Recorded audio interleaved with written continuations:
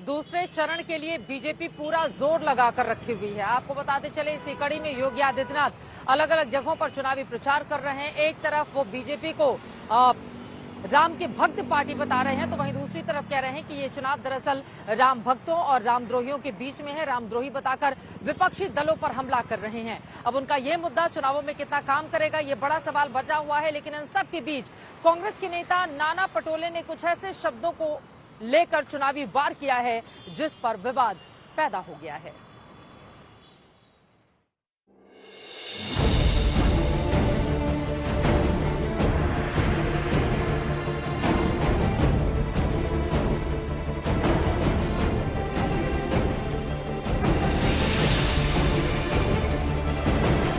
लोकसभा के समर की शुरुआत के साथ योगी आदित्यनाथ जबरदस्त चुनाव प्रचार में लगे हुए हैं। अपनी चुनावी रैलियों में राम मंदिर, सनातन के साथ साथ घोषणा पत्र पर कांग्रेस को निशाने पर ले रहे हैं। हर चुनावी सभा में कांग्रेस की सहयोगी पार्टियों पर भी तीखा वार कर रहे हैं।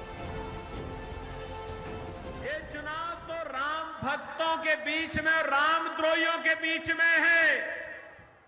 एक तरफ रामद्रोही है, ये लोग देश के खिलाफ विद्रोह कर रहे हैं।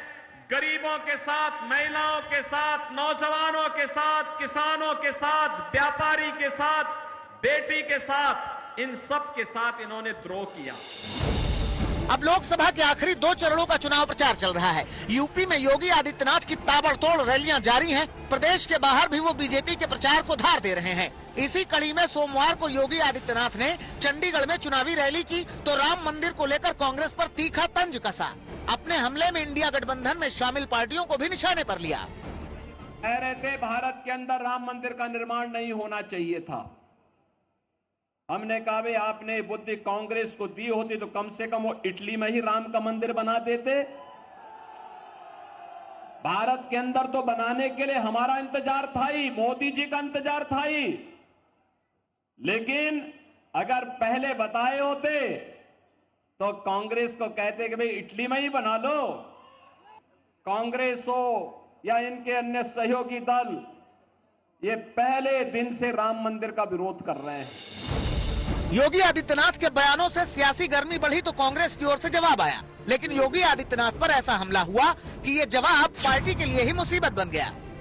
इस तरह की बात करते हैं तो सीता जी को चोरने को रावण जब आए थे तो भी भगवे कपड़े पहन के आए थे, तो उसका मीनिंग हम वैसा नहीं लगाएंगे। लेकिन मेरा ये कहना है कि गलत नीतियों को समर्थन करना, भगवाधारी कपड़ा पहन के, यही गलत है और भगवा विचारधारा का अपमान किया जा रहा है, यह हमारा कहना है। आप हमारे भगवे रंग को आतंकवाद के साथ जोड़ोगे,